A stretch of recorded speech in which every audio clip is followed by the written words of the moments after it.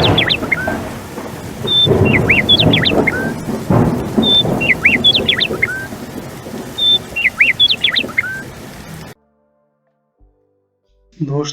मेरा नाम है विजयराज चौहान और मैं आपसे रूबरू हूँ भारत पाकिस्तान की सीमा पर बसे एक छोटे से खूबसूरत शहर गंगानगर राजस्थान से। अपने इस चैनल पर मैं आप सबका स्वागत करता हूँ। यहाँ पर आप मेरे लिखे नाटक, उपन्यास और कहानियाँ मेरी आवाज़ में सुन सकते हैं। दोस्तों, चलिए शुरू करते हैं आज के उपन्यास को।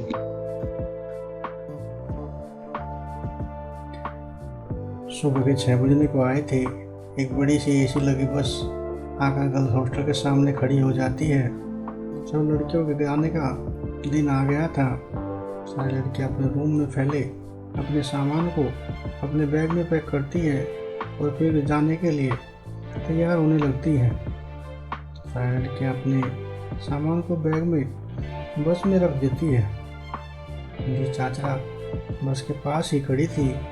वह भी सारी लड़कियों को हिदायतें दे रही थी कि किस तरह से उन्हें सफ़र में एक दूसरे का ख्याल रखना है और किसी को परेशान नहीं करना है। आखिरी दिन था और सारी लड़कियाँ जा रही थी, इसलिए मेरी चाचा भी कुछ करुण सी हो रही थी और लड़कियों को जाते देख उनकी भी आंखों में पानी सा आ गया था। कई सारी लड़कियाँ तो उनसे गले भी मिली। मोहन अपने गेस्ट रूम क्वार्टर में ही था और वह शीशे लगी खिड़की में से जाने के लिए बस में बैठती सभी लड़कियों को देख रहा था। गेस्ट रूम क्वार्टर की खिड़कियों में शीशे लगे थे, जिनमें से बाहर की तरफ तो देखा जा सकता था, लेकिन अंदर की तरफ से दिखाई न देता था। कुछ देर के बाद मोहन भी अपना सामान पैक करता है और पैक करके सामान को अलग रख देता है। सारी लड़कियां बस में बैठ चुकी थी जाने की इस घड़ी में। ये सारी काफ़ी करुण हो गई थी और इस सब की आंखों में बार बार मोहन के गेट को रूम के क्वार्टर की तरफ देख रही थी। ऐसा लग रहा था मानो सब जाने से पहले मोहन के आखिरी बार देख लेना चाहती हो, लेकिन उन सब की बेचैन आंखों को मोहन कहीं भी नजर न आ रहा था। सोमना भी बस की सबसे आखिरी सीट पर बैठी थी। उसकी आंखों में तो अब भी आंसू दिखाई दे रहे थे और मोहन की बांसुरी को अपने दिल से लगाए वह तो किसी प्रेम सुंदरी की भांति एकटक मोहन के गेस्ट रूम वाटर की तरफ देख रही थी।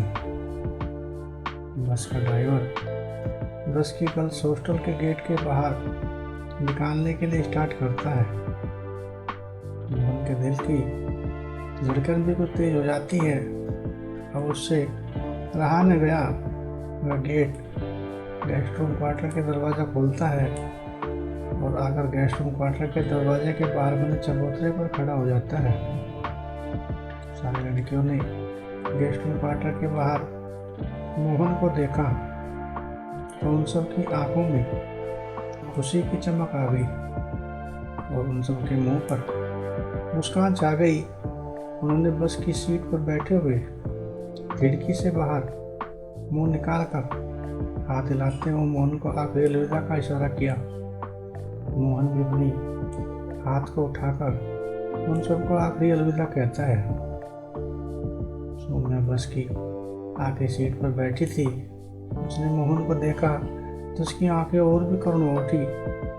मोहन के साथ बीती यादों का समुंदर उसके दिल की दीवारों को तोड़ते हुए किसी ज्वालामुखी के लावे की भांति उसकी आंखों से फटफटता है और वह जोर जोर से रोते हुए अपनी भीगी आंखों से मोहन को आखिरी बार निहारते हुए गर्ल्स हॉस्टल के गेट से बाहर निकल जाती है।